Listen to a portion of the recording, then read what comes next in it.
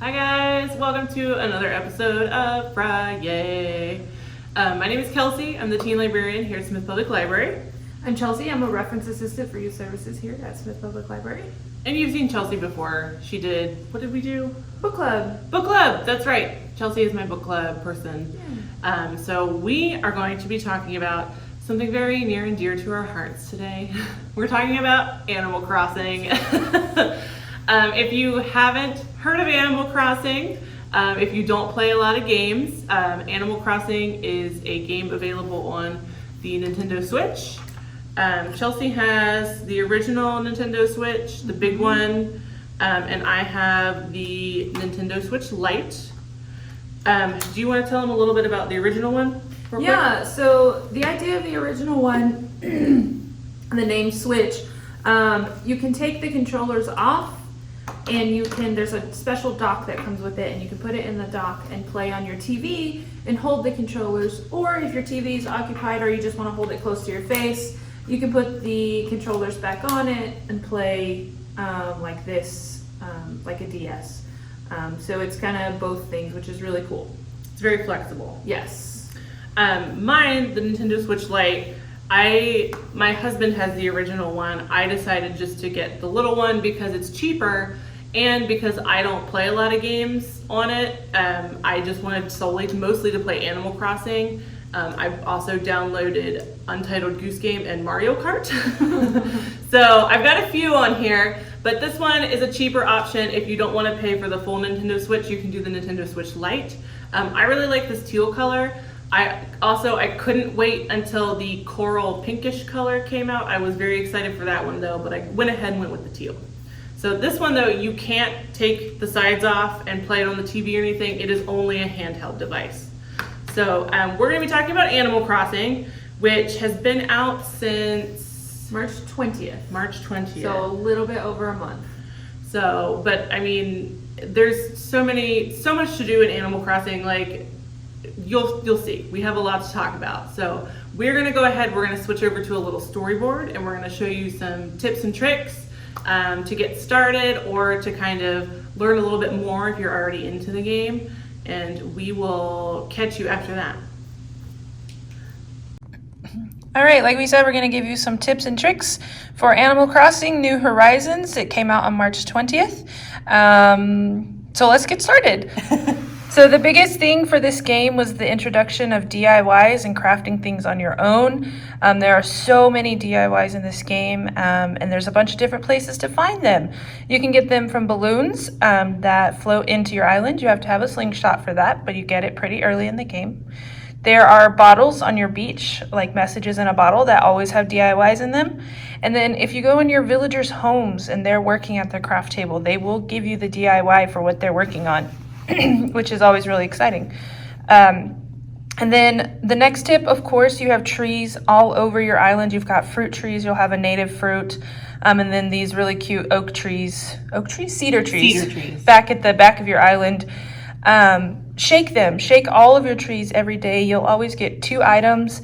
5 wasps will fall out of the trees, and if you're able to catch them, they sell for a lot of bells. If you're not able to catch them, you will get stung, and your villagers will make fun of you. What you can do to kind of help with the wasps is shake the trees with your net out. Have your net in your hand. And when the wasps come out of the tree, your character will automatically turn to them anyway. So have your net out, you will turn to them, and then all you have to do is hit A, and you should be able to catch the wasp before they get to you. It may take a couple times practice, but you'll figure it out.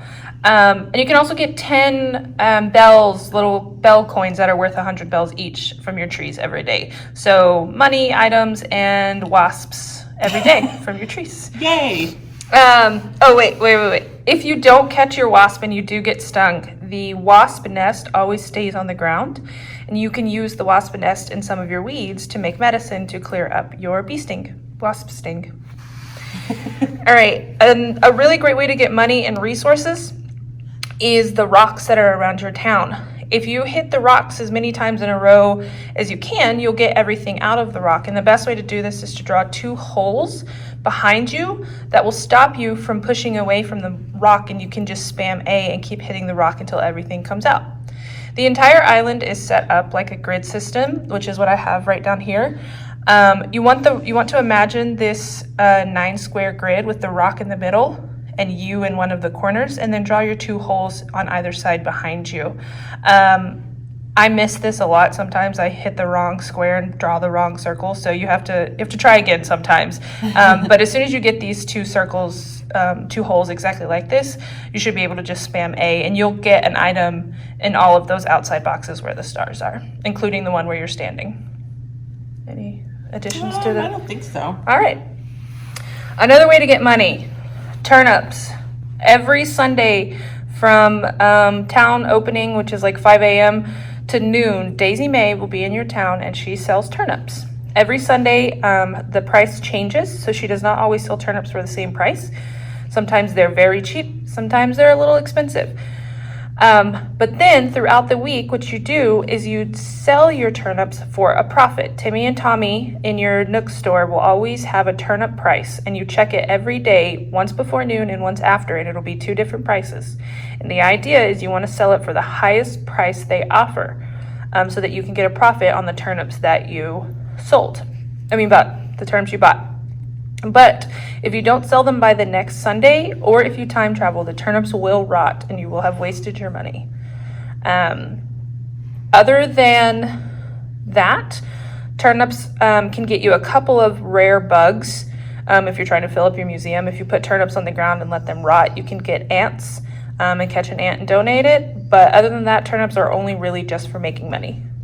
And the easiest way to get a good price is to do it through your friends. I have a group chat with my friends where we talk about Animal Crossing and we post our turnip prices every day when we're buying and selling.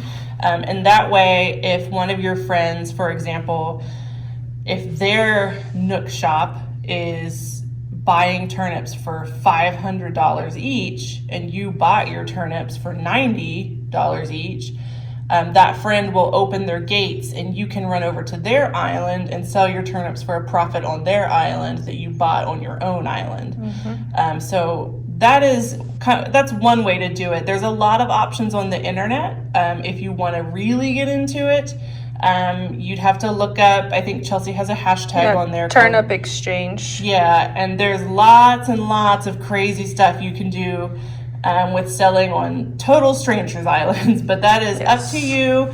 And just be careful when you're doing stuff like that, that they don't want like a million bells for the turnips that you're selling on their island. Sometimes people ask for really ridiculous stuff in return for you to come do something that is no cost to them. So keep an eye out for that. You can find high prices for free. So if you do decide to use the internet and find random islands to go to, do that. Be cautious. Be cautious. Yes. All right. I'm going to go this way. So, April 23rd, which was Thursday this week, a new update released with a lot of new stuff.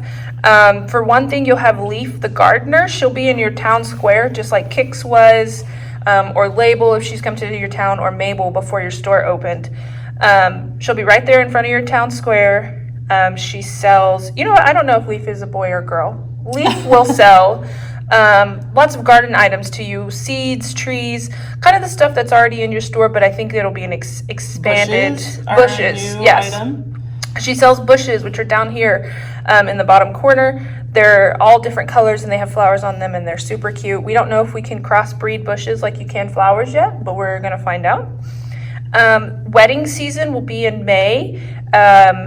If you've gotten the option to go to Harvey's Island yet, he has a little photography studio set up, and you can go and take pictures of Reese and Cyrus for their wedding day, for their anniversary, actually. And if you do this, you get cool items from them for doing that. So that's another thing. And then we all have a secret beach at the back of our island, and Red is going to start showing up there. He's this little... Is he a fox? I think he's a fox, yeah. Red, the little fox, will start showing up there in a boat to sell you artwork. And on that note, you want to look out for fakes. He will try to sell you fakes, and you'll spend a lot of money on them and realize, oh no, I just wasted my money on a fake piece of art, because you'll go to donate it to the museum, and Blathers won't take it because it's not real. The artwork that he sells to you are always actual real paintings in real life. So you can always look up the image and see if the image he's showing you is the same or different than the real one. If it's different, then it's a fake. Yeah, make sure it matches the real piece of artwork.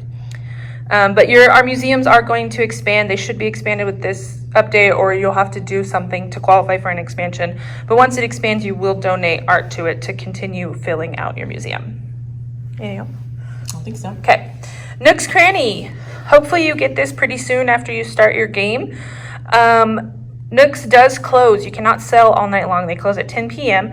But they have this box outside where you can put your items and sell them if you need to empty your bags, or you catch a bunch of fish after midnight or something like that. But the only thing is they only sell to you at 80% of the normal price. So you lose 20%. So if something is worth 100 bells, you're going to only get 80 bells for it if you sell in the box. So keep that in mind if you want to do that overnight.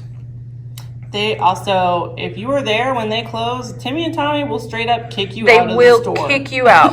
If you were in there at 9:59 and it turns to 10 o'clock, Timmy will say, okay, thanks for coming, see you tomorrow, and kick you out. And the game will go to a black screen and send you out. When you sell in the overnight box as well, that money won't just come to you. Right. It will be in your savings account. The next day. The next day. And you'll get a phone call from Timmy and Tommy, and they'll be like, hey, we put this much money in your savings account. And you can access that through the little kind of ATM machine that's in your little town hall / resident services building.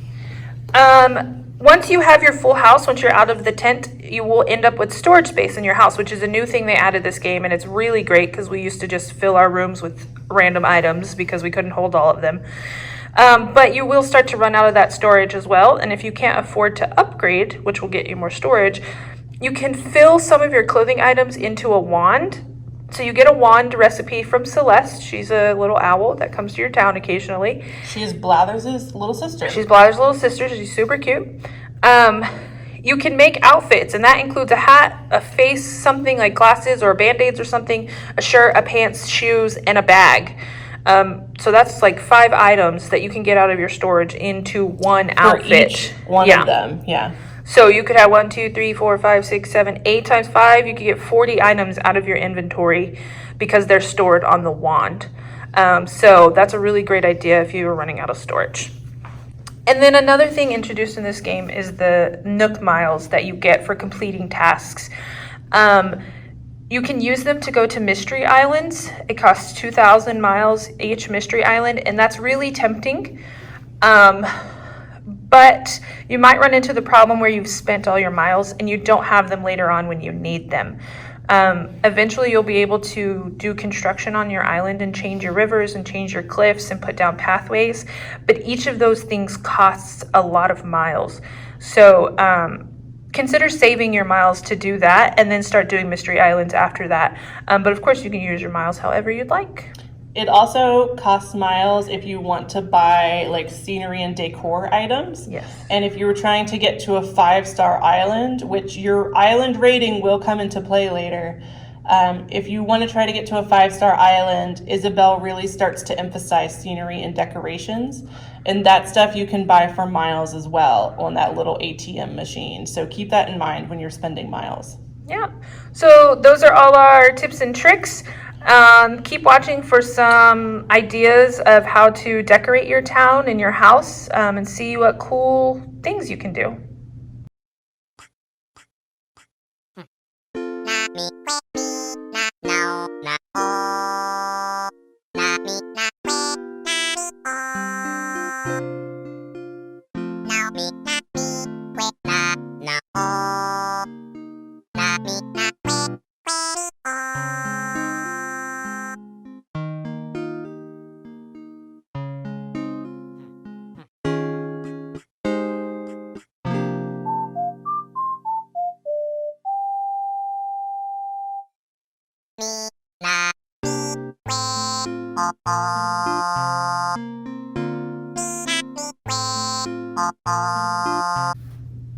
All right, well, hopefully you guys learned either something you didn't already know or got inspiration for something from those images from our own islands and from the little the little drawings and slides we created for you guys. We didn't even get to talk about, well, a lot of stuff. One of my favorite things is that your island, every week you'll get an array of different visitors. So for example, there is a camel named Sahara, Sahara. And she will bring different rugs and wallpapers and flooring. There are a couple of different characters that you can sell your fish and your bugs to that will give you more money for your fish and your bugs than Timmy and Tommy will. So keep an eye out for all those different visitors. Red and Leaf that we already talked about will be a couple of those different visitors. And then if you are missing the library and you maybe need some literature inspiration for your Animal Crossing town, there are a lot of different items that you can get in-game so that you can create your own library on your island. I can't remember all the different items that we have. So there's like library wallpaper, library floor, there's a bunch of bookshelves that you can craft from DIYs. There is like the little free library boxes that we see in real life outside businesses and stuff. There's one of those as an item that you can put outside. There's books like a stack of books with book ends. As that you just see on the library shelves here, that like you would see in the teen room with the bookends on each side. Super cute that you can put in your house or put outside. Yeah, there's a lot of library items. And your villagers will read as well. As your villagers walk around town, you'll see them sometimes just take a book out and sit down and start reading. Sometimes they have little journals that they write in, they paint and stuff. So they do all kinds of things, and reading is one of them. So if you create your own little library in game and you want to show us, add it to the comments. Even if you want to make your library inspired by the Smith Public Library, we would love to see it. And you can put that in the Facebook comments, in the YouTube comments, wherever you're watching this video, and make sure that you're checking back every Friday for more videos. I'm not necessarily all Animal Crossing inspired, but we would love to see any of you guys' in-game content. So tag us and let us know. Anything else? If you're lonely while you're doing your social distancing, you can always visit your friends' towns in Animal Crossing. Online play is a really big part of Animal Crossing, so you guys can all go hang out at the library that you create in your town. Yeah. Have all your friends over. Yeah, if you have the contact information for people that are in book club with us that maybe you missed that you don't get to see at book club right now anymore, or if you used to come to Japanimation and you're friends online with somebody from Japanimation and you would like to get in touch with them, you can go visit their town and their island. I have visited Chelsea's island and we had a great time. We had a blast. Catching stars. So, okay. Well, make sure that you guys are catching us every Friday, and we will see you next week. Bye.